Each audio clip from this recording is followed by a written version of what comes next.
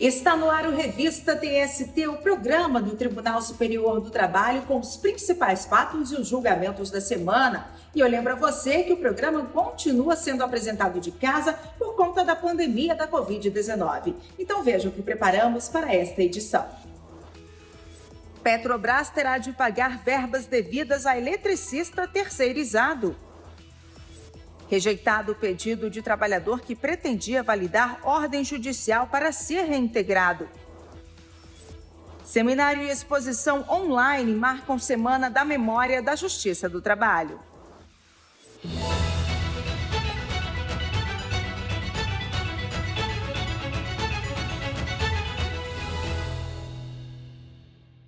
O Revista TST de hoje começa trazendo um caso importante julgado pela Seção 1 de Dissídios Individuais. Ficou decidido que a Petrobras vai ter que pagar verbas trabalhistas devidas a um eletricista terceirizado.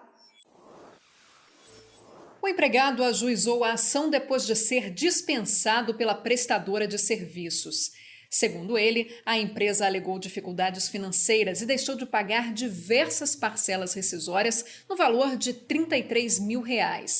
O eletricista sustentou que a Petrobras seria responsável de forma subsidiária pelo pagamento das verbas, pois teria culpa na contratação da empresa. O pedido foi aceito em primeiro e em segundo grau. No entanto, a sexta turma do Tribunal Superior do Trabalho teve entendimento diferente. Os ministros observaram que o empregado não demonstrou a negligência da estatal na fiscalização da prestadora de serviços e, por isso, ela não poderia ser responsabilizada. O caso, então, foi julgado pela Seção 1 de Dissídios Individuais em sessão telepresencial. Na SDI 1, o relator, ministro Márcio Amaro, observou que caberia à administração pública provar a fiscalização dos contratos de prestação de serviços, pois não se pode exigir do trabalhador que apresente documentos a que não tem acesso. Contudo, o ministro ressaltou que essa não deveria ser a discussão. Ele citou duas ocasiões em que a SDI teve entendimento sobre a responsabilidade de empresas que contrataram prestadoras e votou por restabelecer o acórdão regional. E o regional disse que ele assentou a culpa em vigilando da administração, sem se deter em ônus da prova. Então, por isso, todas as vezes eu mantenho o meu voto no mérito, dando-lhe provimento para restabelecer o acordo regional, que entendeu pela culpa invigilante da administração. O ministro Alexandre Ramos abriu divergência, citando o entendimento do Supremo Tribunal Federal ao analisar o tema 246. O Supremo reiteradamente tem julgado reclamações no sentido de admitir a imputação de inversão do ônus da prova, e me parece que isso integra o fundamento do próprio tema 246, que afasta a responsabilidade objetiva do ente público no caso de inadimplemento, e expressamente atribui a necessidade de comprovação. Comprovação tem a raiz prova. Seguiram o voto da divergência a presidente do TST, ministra Maria Cristina Peduzzi, e os ministros Aloysio Correia da Veiga e Breno Medeiros. Os demais ministros seguiram o voto do relator e, por maioria, a Petrobras foi condenada ao pagamento das parcelas ao eletricista. E tivemos mais um julgamento importante julgado ao longo da semana pelo TST. A Seção de Dissídios Coletivos do TST considerou por maioria de votos que a greve dos empregados dos Correios, iniciada em 17 de agosto, não foi abusiva. O caso foi a julgamento na STC após as partes não entrarem em acordo durante as negociações coletivas. A maioria dos ministros seguiu o voto da relatora, ministra Kátia Arruda, no sentido de que a greve foi, em grande parte, motivada pela postura da empresa durante as tentativas de acordo. É a primeira vez na história do Tribunal Superior do Trabalho que julgamos uma matéria em que a empresa praticamente retira todas as cláusulas e todos os direitos anteriormente existentes. A ministra propôs a manutenção de todas as cláusulas sociais históricas, ou seja, aquelas presentes em convenções coletivas há mais de 10 anos. Mas o ministro Ives Gandra Martins Filho abriu divergência. O ministro lembrou que se trata de dissídio coletivo de greve em que o poder normativo da Justiça do Trabalho fica reduzido e não pode impor normas e condições de trabalho que representem ônus econômicos maiores do que os previstos em lei. Não havendo cláusulas pré-existentes decorrentes de norma convencionada anterior, já que a anterior é sentença normativa, e não podendo ser impostas cláusulas com impacto econômico direto ou indireto em dissídio coletivo de greve, mas apenas o reajuste pela correção monetária dos salários, eu julgaria parcialmente procedente o pleito reconvencional dos suscitados, no sentido de incluir no rol de cláusulas da presente sentença normativa as 20 cláusulas de natureza social. A ministra Dora Maria da Costa teve o mesmo entendimento da divergência. Não há como considerar que as cláusulas que os integraram se configurem como conquistas históricas da categoria nos moldes da jurisprudência até então dominante desta SDC. A jurisprudência aqui considera apenas acordo e convenção. A maioria dos ministros acompanhou o ministro Ives Gandra e assim ficou decidido. Reajuste de 2,6% para os empregados, desconto de metade dos dias parados e compensação da outra metade, inclusão de 9 cláusulas coletivas oferecidas pelos Correios durante a negociação, entre elas as que tratam de auxílio alimentação e plano de saúde e permanência de 20 cláusulas sociais do antigo acordo que não representam custos extras aos Correios. Todas as demais cláusulas sociais foram excluídas. A SDC determinou ainda o retorno da categoria ao trabalho a partir do dia seguinte e, em caso de descumprimento, foi fixada multa no valor de R$100 mil por dia. A seção 2 de dissídios individuais rejeitou o pedido de concursado da Companhia de Saneamento de Minas Gerais. Ele pretendia validar ordem judicial para ser reintegrado. De acordo com o processo, o trabalhador havia sido classificado em um concurso público para compor cadastro reserva em 2004. No fim do mesmo ano, a Companhia de Saneamento de Minas Gerais, a Copasa, assinou um termo de ajustamento de conduta com o Ministério Público do Trabalho. Esse TAC abriu a possibilidade de contratar integrantes do cadastro reserva por tempo determinado. Foi exatamente o que aconteceu com o referido candidato.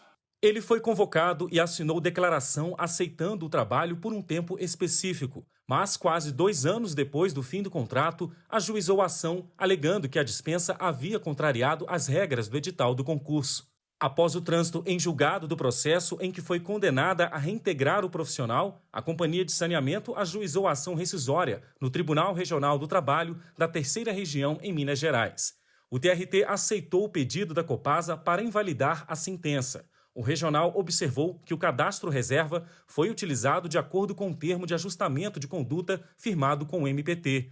O candidato então recorreu e o caso chegou ao Tribunal Superior do Trabalho. A relatora do recurso do concursado, ministra Adelaide Miranda Arantes, lembrou que há precedentes no Supremo Tribunal Federal que vedam a ocupação em cargo ou emprego público em afronta à ordem de classificação do concurso, o que ocorreria se o candidato fosse reintegrado por tempo indeterminado. Por unanimidade, os ministros na SDI 2 negaram provimento ao pedido do candidato e não validaram a ordem judicial de reintegração.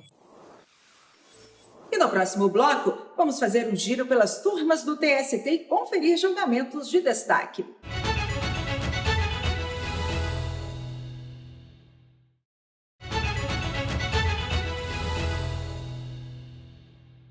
Estamos de volta e vamos para o giro de notícias pelas turmas do TST. E eu começo com uma decisão da 3ª turma que decidiu que a Confederação Brasileira de Futebol, CBF, também pode promover partidas e marcar jogos entre 1 e 2 da tarde.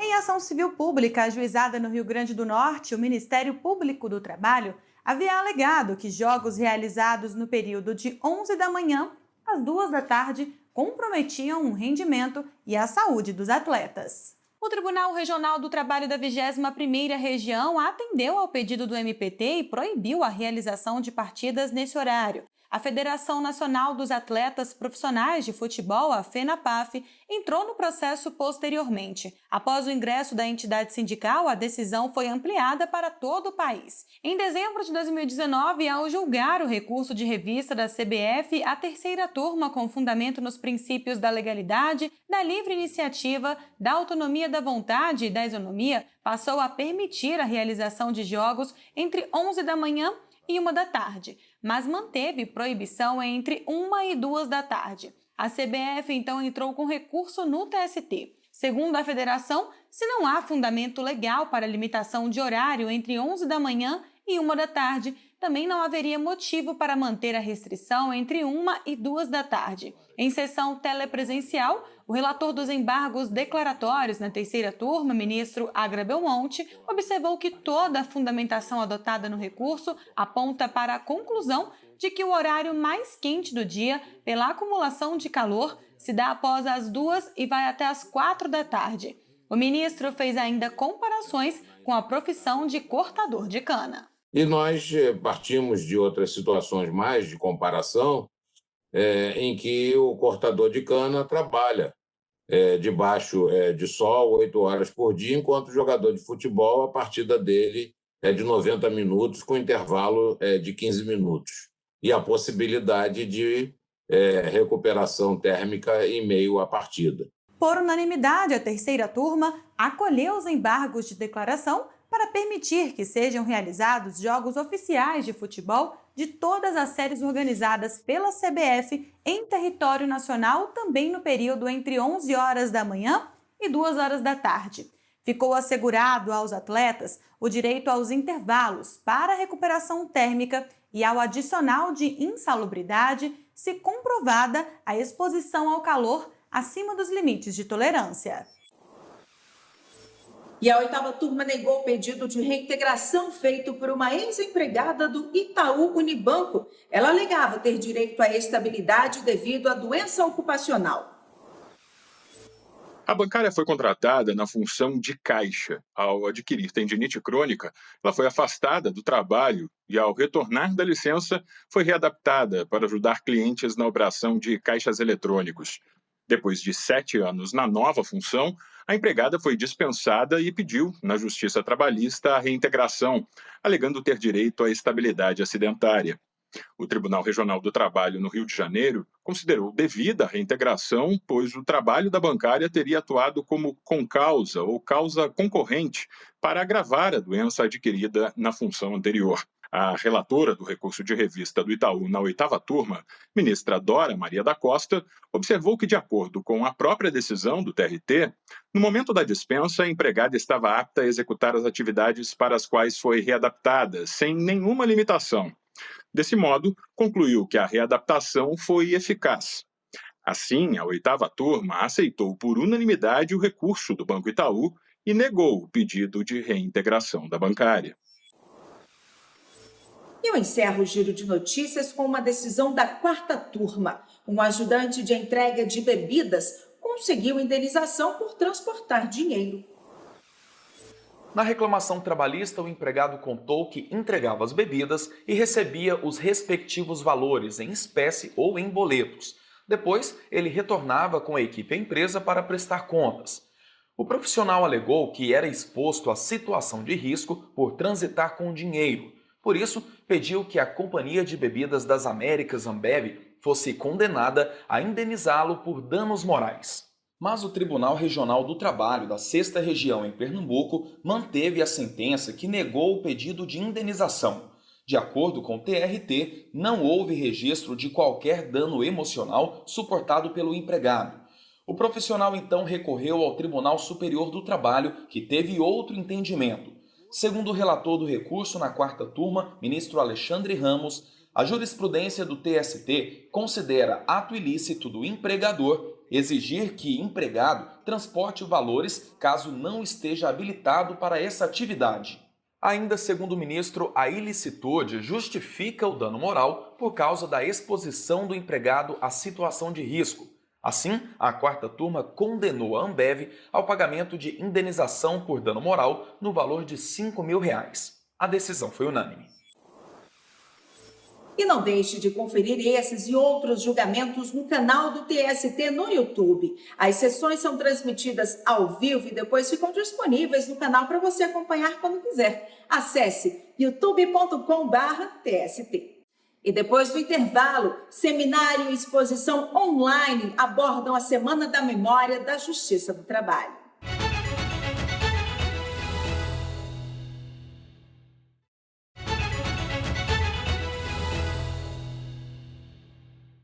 Estamos de volta e veja outras notícias que marcaram a semana na Justiça do Trabalho. A Justiça do Trabalho vai promover em novembro o Mês Nacional da Conciliação. O novo formato é uma alternativa à Semana Nacional da Conciliação, promovida anualmente em maio, mas cancelada por conta da pandemia da Covid-19. O anúncio do evento, que levará em consideração as peculiaridades regionais no combate ao coronavírus, foi feito pelo vice-presidente do Conselho Superior da Justiça do Trabalho e coordenador da Comissão Nacional de Promoção à Conciliação, ministro Vieira de Mello Filho. Os tribunais regionais do trabalho vão ter autonomia para avaliar a situação e as circunstâncias sanitárias de sua região e devem verificar se vão promover ou não mutirões de conciliação. Os TRTs têm até 15 de outubro para informar se vão aderir ao novo formato do evento. O Corregedor-Geral da Justiça do Trabalho, ministro Aloísio Corrêa da Veiga, recomendou que tribunais regionais do trabalho, em caráter excepcional e na medida do possível, priorizem, durante a pandemia, a tramitação das ações trabalhistas e recursos de interesse dos profissionais da saúde que atuam no combate à Covid-19. A medida leva em consideração o esforço dos profissionais da saúde expostos ao perigo de contágio. Para dar efetividade à recomendação, os TRTs poderão adotar regulamentação específica quanto à preferência de tramitação. A Escola Nacional de Formação e Aperfeiçoamento de Magistrados do Trabalho, ENAMAT, realizou o 26º Curso Nacional de Formação Inicial. Por conta da pandemia e da necessidade do isolamento social, a ENAMAT adaptou a grade horária para ofertar, pela primeira vez na história, a realização do curso de forma telepresencial. Fizeram parte da turma 19 juízes recém-empossados na Justiça do Trabalho. A abertura das atividades contou com a presença da presidente do Tribunal Superior do Trabalho e do Conselho Superior da Justiça do Trabalho, ministra Maria Cristina Peduzzi, que deu as boas-vindas aos juízes e ressaltou a importância dos conhecimentos compartilhados ao longo do curso de formação. O TST realizou a Semana da Memória da Justiça do Trabalho.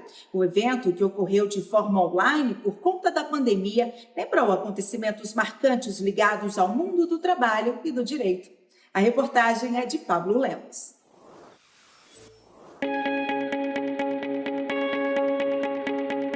A pandemia da Covid-19 mudou o mundo e a maneira de viver das pessoas. As consequências no futuro ainda são desconhecidas, mas os impactos da doença já podem ser percebidos nas interações sociais, na economia e nas relações de trabalho.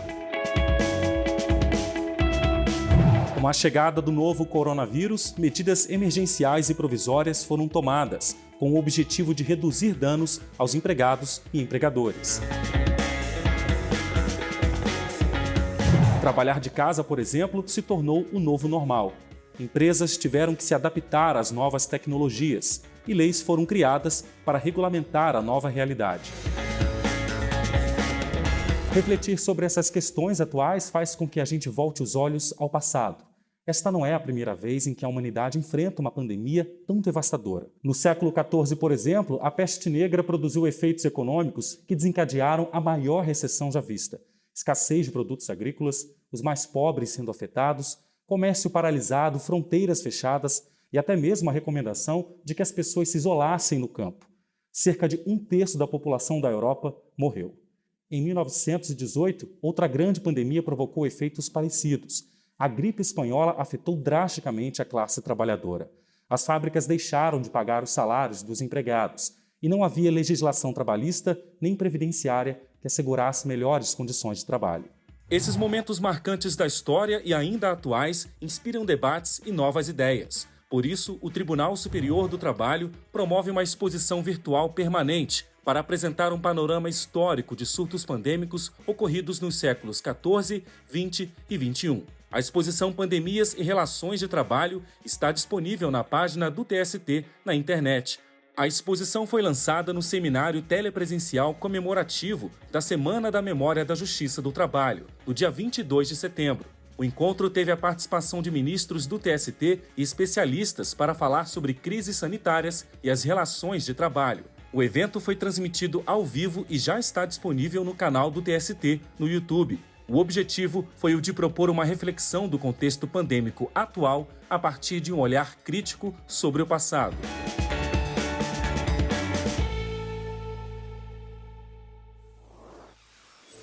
O Revista TST de hoje fica por aqui. Outras notícias você pode acompanhar no nosso site e também pelas redes sociais. Muito obrigada pela sua companhia e até semana que vem. Tchau!